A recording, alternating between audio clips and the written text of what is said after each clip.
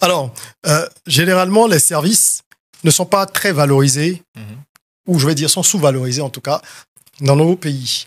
Que tu fasses du conseil, comme moi je fais par exemple du conseil, du business consulting, je le remarque quand j'avais eu l'agence de com, c'est pareil, tu es dans les services aussi, donc je veux avoir ton retour là-dessus. Comment est-ce que ça se passe? Est-ce que tu arrives progressivement à pouvoir... Aujourd'hui, tu as un nom, mais est-ce qu'en dépit de ça, parfois c'est difficile, est-ce que tu arrives à faire comprendre aux gens la valeur de ce que tu fais à chaque fois? Parce qu'on entend des gens sortir des... J'appelle ça des inepties et j'assume complètement. C'est-à-dire, lui, il a fait, le jeune là m'a dit qu'il va faire un logo à 10 000. Toi, tu viens me parler d'un logo à combien? Tu vois, je caricature, mais les gens qui connaissent les secteurs des services savent que je dis la vérité. Et c'est pareil pour tous les services. Hein. Quelqu'un qui est par exemple comptable, s'il n'a pas un cabinet d'expertise comptable, etc., les gens vont moins considérer ce qu'il propose. Voilà. C'est comme ça, je sais pas, ça change un peu. On va pas rentrer dans le pourquoi ce serait long, mais surtout, comment tu fais pour faire comprendre aux gens que non, mais c'est du travail, ça a de la valeur aussi. Je ne sais pas si je réussis à le faire. Oui, le secteur du service de manière générale, et je pense que c'est même pas juste au Bénin, c'est pas juste en Afrique, c'est un peu partout. Prends un exemple tout con. Mais c'est un peu marqué quand même. Ou un peu plus, c'est vrai. Mais comme je dis, prends un exemple tout simple. Bon, là, je parle de chez nous.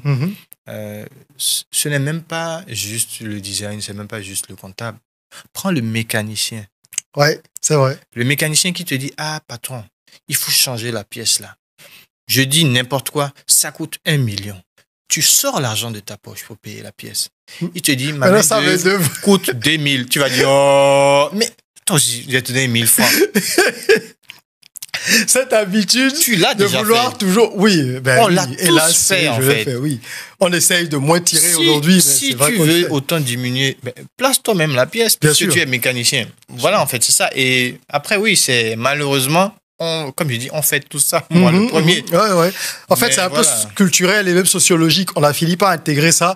On a l'impression qu'il faut toujours négocier. Même les produits, ceux dont tu parles, quand on est au marché, tu vois, on n'hésite pas. On n'hésite pas. C'est en boutique qu'on se tait. En boutique, on ferme sa gueule et puis voilà, on achète. C'est ça. Et donc aujourd'hui, alors, j'essaye de faire, d'éduquer un peu ma clientèle depuis que j'ai commencé. C'est pas facile. C'est pas facile. Jusqu'à aujourd'hui, c'est très, très compliqué parce qu'on va vous demander pourquoi ce montant. Oui, mon cousin, mon neveu, il fait le logo à 10 000 francs ou il fait le logo juste pour un plat de tchèp, je ne sais pas. Et vous voulez me prendre des centaines de villes ou des voilà, millions. donc les gens ne comprennent pas forcément le travail que l'on fait.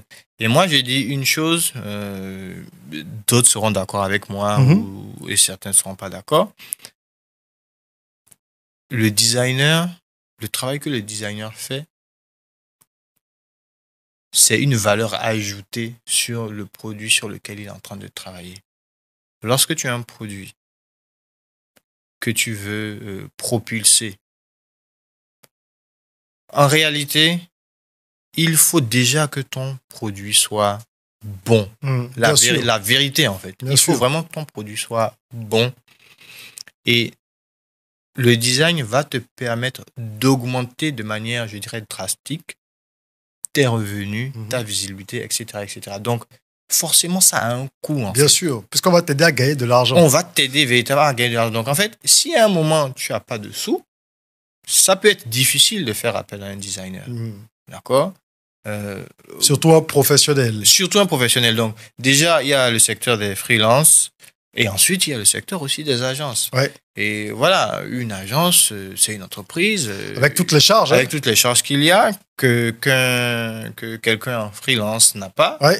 Je ne suis pas en train de dire du mal des non, mais tu as été freelance. Et donc, et puis c'est la réalité. Je continue jusqu'à aujourd'hui. Moi aussi, je suis freelance sur certains projets. Certains projets, voilà. Et puis, quand tu dépannes un peu la famille aussi, c'est un peu en mode freelance. Bien sûr. Parce que tu fais une tâche pour un oncle et tout, qui n'a pas forcément envie de... c'est juste la réalité que tu présentes. Le freelance, freelancer n'a pas les mêmes charges qu'une personne morale. Il n'y a pas les mêmes responsabilités aussi. Oui, exactement, oui. D'un point de vue fiscal, d'un point de vue sécurité sociale, tout ce que tu veux, les salaires, l'électricité, parce qu'il y a plus de machines et tout ça, c'est pas pareil. Rien que le local, freelance, tu peux bosser depuis ta chambre. Tu peux bosser, depuis ta chambre. Oui.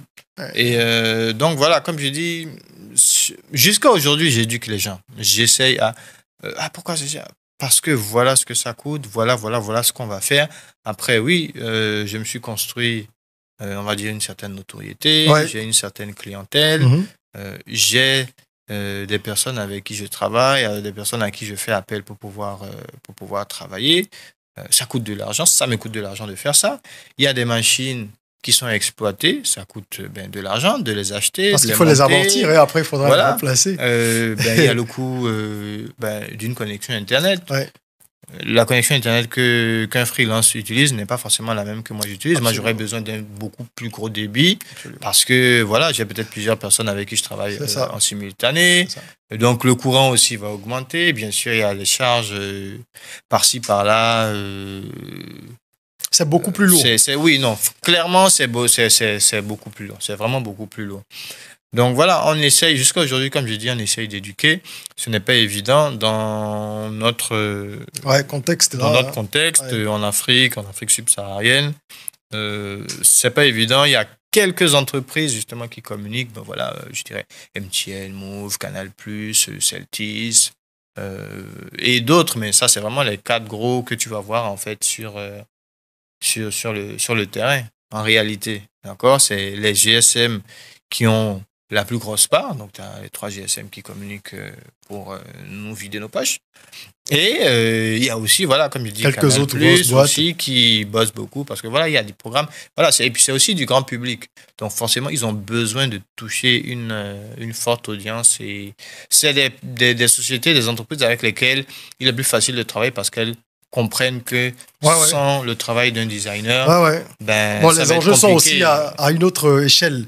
Les enjeux pour ces boîtes, parce que comme tu dis, quand on parle de télécom, par exemple, le nombre de clients qu'il y a, la portée est plus élevée.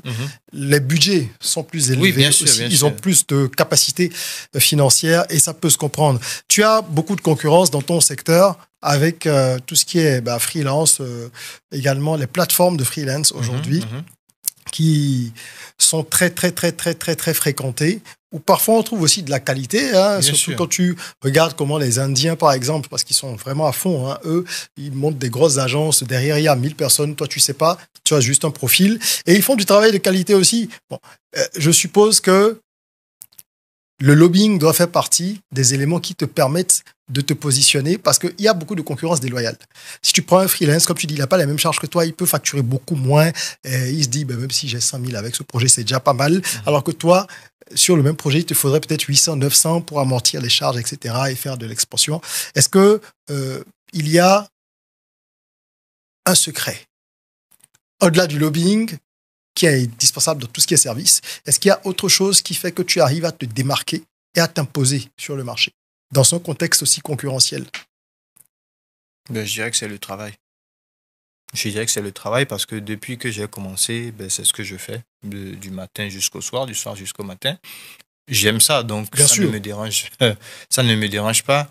Mais il faut miser avant tout sur le travail.